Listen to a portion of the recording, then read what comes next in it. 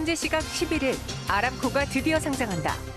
상장과 동시에 단숨에 세계 시가총액 1위 기업이 된 아람코. 석유 공룡이 물고 온 증시 파장, 우리 시장에는 어떤 영향을 미칠지 집중 분석한다.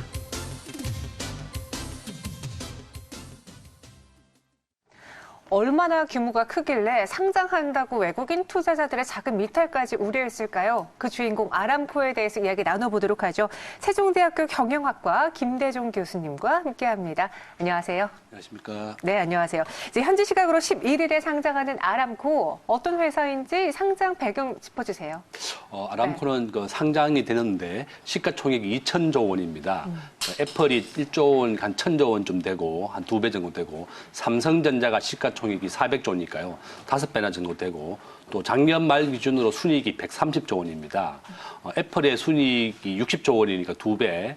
그 삼성전자의 순이익이 작년 말 기준으로 한 40조 원이니까 5배 정도 된다고 보면 되는데요. 그러니까 세계 최고의 기업이 이제 사우디아라비아에서 상장이 되고 또한 그 사우디아라비아에서 상장이 된다 그러니까 전 세계의 모든 기관 투자가들도 관심 있게 지켜보고 있는 거고 최근에 또 한국에서 주식을 매도한 것들도 상당한 자금이 아람코 주식을 또 매수해야 되기 때문에 이렇게 매도가 되었다. 그래서 지금 아람코가 상장되는 것은 석유가 지금 그 2020년 뒤가 되면 더 이상 사용을 할 수가 없습니다.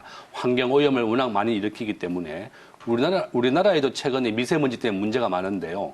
뭐 우리나라도 5부제를 한다, 2부제를 한다 이렇게 하는데 환경 오염 때문에 더 이상 석유를 20년 뒤가 되면 유럽에서는 자동차를 운행을 할 수가 없습니다. 의무적으로 전기 자동차를 운행해야 되기 때문에 특히 아람코는 더 이상 20년 뒤가 되면 기업 자체가 생존할 수 없다.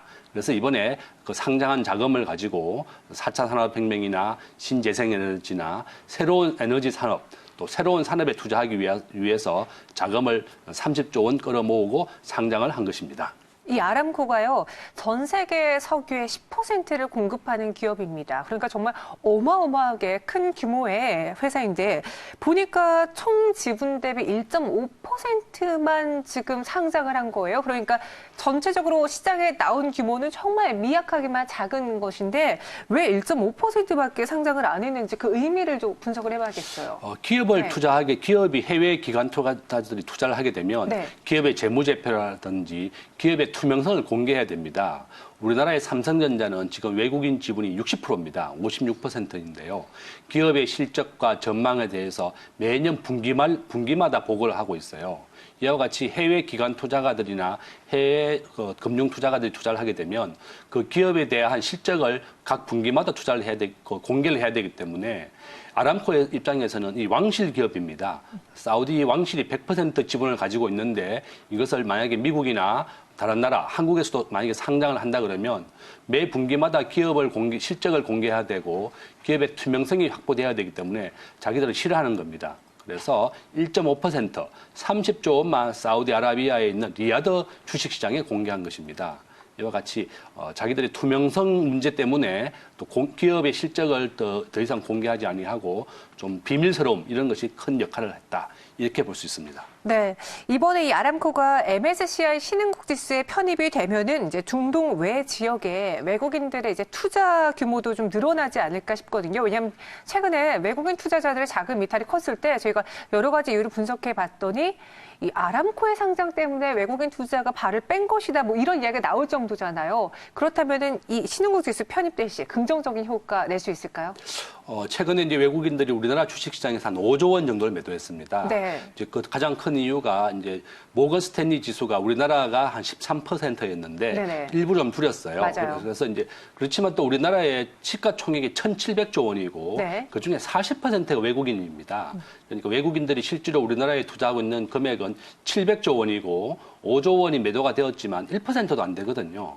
다만 이제 그 투자자분들은 크게 좀 의심을 할 수 있겠지만 실질적으로 매도한 것은 1%도 안 되는 5조 원 정도였고 이 5조 원 가지고 중국의 A 주식에 대해서 좀 지분이 늘어났기 때문에 좀 증가한 것이고 이 금액 5조 원 중에서 한 1%, 한 1조 원 정도만 아람코 관련된 주식으로 좀 매수할 것이다. 저는 그렇게 보고 있고, 그러니까 우리나라 전체 주식 시장에서 외국인 지분은 아직 견조하다. 그렇게 투자자분들이 걱정할 필요는 없다. 이렇게 말씀드릴 수 있습니다. 네, 그럼 이 아람코의 상장으로 인해서 우리 기업들 또 우리 증시가 어떤 영향을 미칠지 자세하게 이제 들어가 볼게요.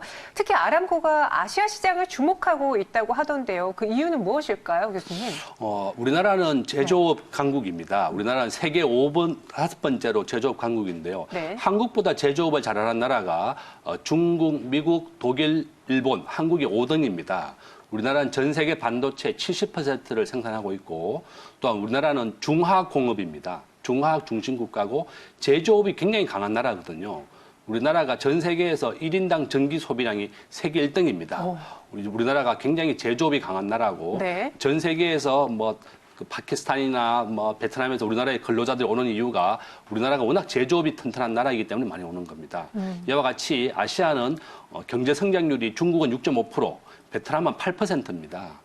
주식에서 제일 중요한 것은 미래 투자, 미래 가치인데요. 이와 같이 아람코도 아시아가 가장 인구도 많고 미래의 성장도 빠르기 때문에 예상되기 때문에 한국을 비롯해서 중국, 베트남, 아시아에 대해서 투자를 하고 있고, 특히 아시아에서 우리나라는 아람코의 원유를 전부 다 정제해서 석유 수출하고 있어요.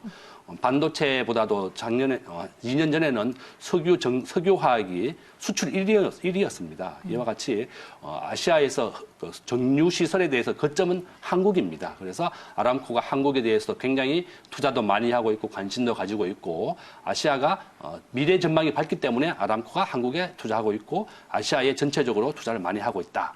이렇게 볼 수 있습니다. 그리고 이제 상장을 했기 때문에 투자 자금을 또 다양한 곳에 이용하고 투자를 할 텐데요. 지금 아람코의 경우는 한국 기업의 정유 시설에도 투자를 하고 있어요. 정유 기업과 어떤 연관이 있습니까? 아람코는 원유를 생산하는데요. 원유의 생산 가격이 세계에서 가장 낮습니다. 네. 한 3달러 정도밖에 안 되는데, 우리가 배럴당 석유 가격은 65달러거든요. 그러니까 이제 이 원유를 가지고 우리나라의 4개의 정유회사에 모두 공급을 하고 있습니다.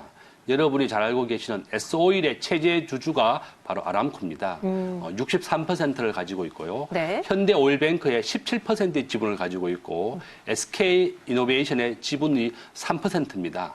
그러니까 우리나라의 4개의 주요한 모든 정유회사에 아람코가 원유를 공급하고 있고, 우리나라는 그 원유를 받아서 항공유는 호주에 100% 수출하고 있어요.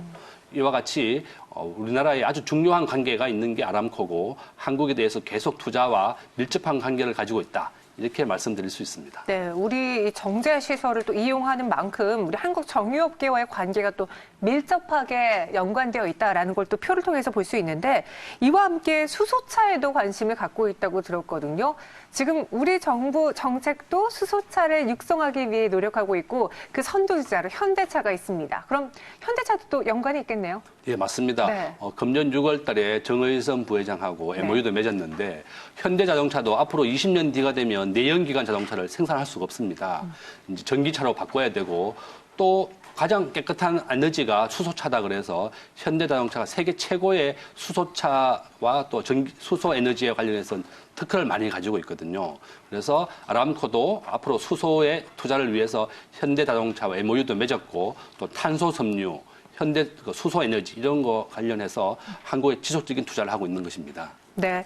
그럼 이제 아람코 마지막으로 정리를 해볼게요. 첫 거래가 이제 개시되고 나면은 2020년 우리 증시 코스피에 또 어떤 영향을 미칠지, 실제로 아람코의 상장을 보고 한 시청자는 이제 생각보다 이 잔치, 소문난 잔치에 먹을거리가 하나 없다, 뭐 이런 반응을 보이기도 하거든요. 교수님은 어떻게 보세요?